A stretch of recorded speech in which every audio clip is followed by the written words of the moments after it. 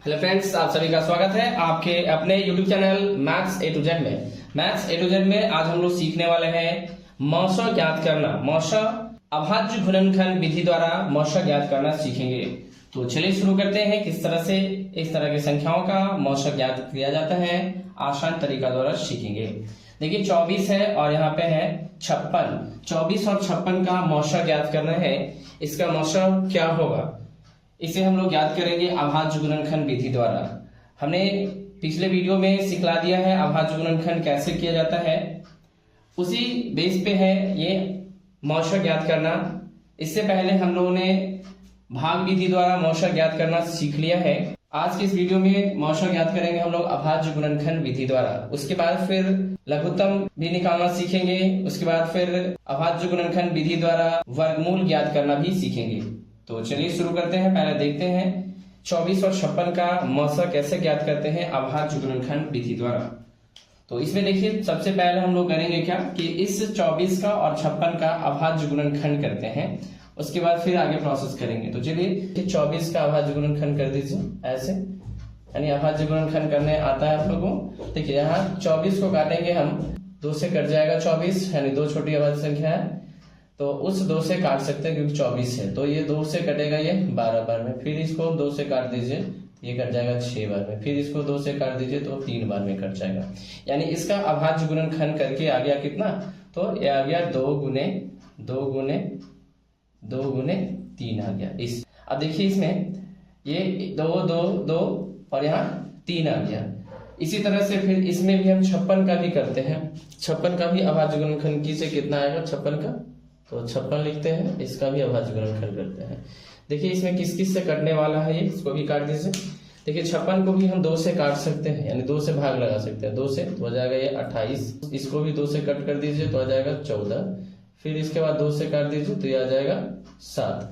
तो इसका जो अभाज्य गुणनखंड करके आया वो आ गया 2 2 2 2 2 7, इस तरह से। यानी 56 का अभाज्य गुणनखंड करके आ गया यहाँ से 2 गुने 2 गुने 2 गुने 7 आ गया। इस तरह से देखिए अब इसमें हम लोग को देखना क्या होता है, ऐसे अभाज्य गुणनखंड कर देने के बाद देखेंगे कि इसमें कौन कौन सा नंबर है जो मैच कर रहा है। देखिए यहाँ पे ये मैच कर रहा है यहाँ से इसके साथ, ये यानी तीनों का तीनों 2 जो है मैच कर रहा है दोनों में, और ये 3 और 7 जो है मैच नहीं कर रहा है। तो देखिए मौसा बराबर लिखेंगे हम लोग, लिखेंगे मौसा बराबर इसमें जो जो मिल रहा है, जो जो संख्या मिल रहा है उसको लिख दीजिए, सबका जोड़ा देखिए। यानी इस 2 का 2 के साथ, फिर इस 2 का इस 2 के साथ, इस 2 का इस 2 के साथ मैचिंग है, और 3 7 का मैचिंग नहीं है तो इसे छोड़ देंगे। अब इसे गुना कर दीजिए, यही इसका मौसा हो जाएगा। यानी 2 दूनी 4 दूनी 8, यानी ये 8 इसका मौसा हो गया। यानी 24 और 56 का जो मौसा हुआ वो हो गया 8। इस तरह से हम लोग आसानी से अभाज्य गुणनखंड विधि द्वारा मौसा ज्ञात कर सकते हैं। तो चलिए लेते हैं दूसरा नंबर। 36 और 120 का मौसा ज्ञात करना है। 36 और 120 का मौसा क्या होगा, तो देखिए इसमें सबसे पहले क्या करते हैं हम लोग, यानी 36 है तो इस 36 का हम अभाज्य गुणनखंड करेंगे, 36 का अभाज्य गुणनखंड, और इसी तरह से 120 का भी अभाज्य गुणनखंड कर लेंगे।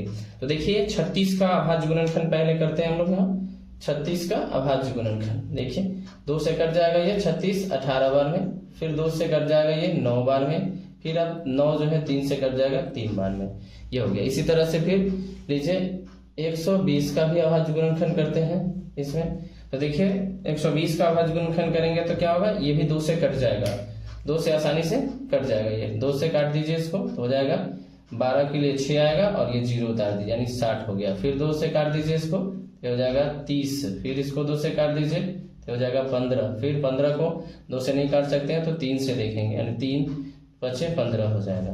तो इस तरह से आया इसका अभाज्य गुणनखंड करके, यानी 36 के लिए 2 गुने 2 गुने 3 गुने 3, इसी तरह से 120 के लिए 2 गुने 2 गुने 2, फिर 3 गुने गुने 5, यानी 2 2 3 बार है और 3 1 बार और 5 1 बार है।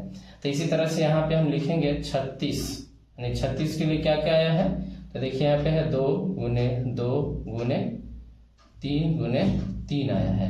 इसी तरह से फिर यहाँ है 120 के लिए, देखिए 120 के लिए क्या है, तो 2 गुने 2 गुने 2 गुने 3 गुने 5 आया है।